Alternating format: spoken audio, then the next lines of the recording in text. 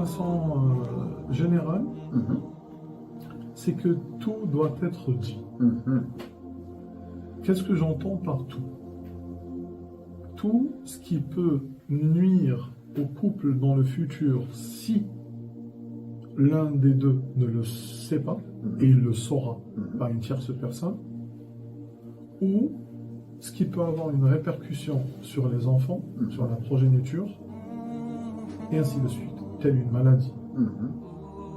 Que ce soit une maladie liée à l'aspect occulte, combien d'hommes sont atteints de sihr, de djinn, et ils ne le disent pas.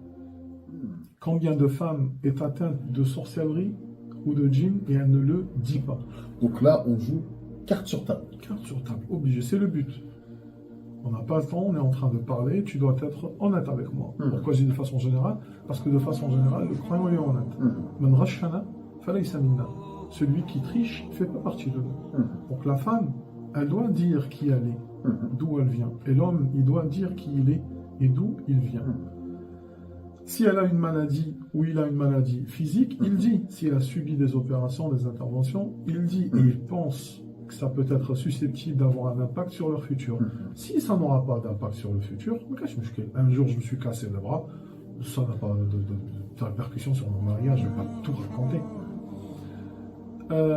Donc ils doivent dire si le garçon par exemple, je sais pas, exemple, il manque un orteil ou elle manque un orteil, un défaut physique, voilà, un défaut physique, elle doit le dire.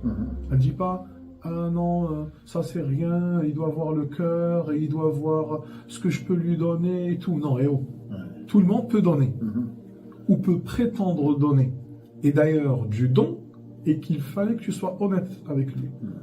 Et donc, il faut qu'il soit honnête avec elle. Et il faut qu'elle soit honnête avec lui.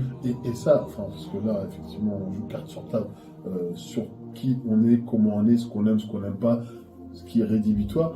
Et est-ce qu'on doit parler de notre passé? C'est un petit peu comme au niveau du travail. Les 3 S. Voilà, le savoir, le savoir-faire et le savoir-être. C'est un entretien, que tu le veuilles ou pas. Donc, il se doit et elle se doit d'être clair. Moi, par exemple, je dois savoir si mon épouse, par exemple, elle a un niveau d'études. Je dois savoir si elle a subi des interventions chirurgicales au niveau du cœur, au niveau du cerveau, si elle a déjà eu une tumeur, et ainsi de suite. Ça a une répercussion sur mon mariage, parce qu'il se peut que ça soit récidiviste. Et moi, j'ai pas envie de vivre ça.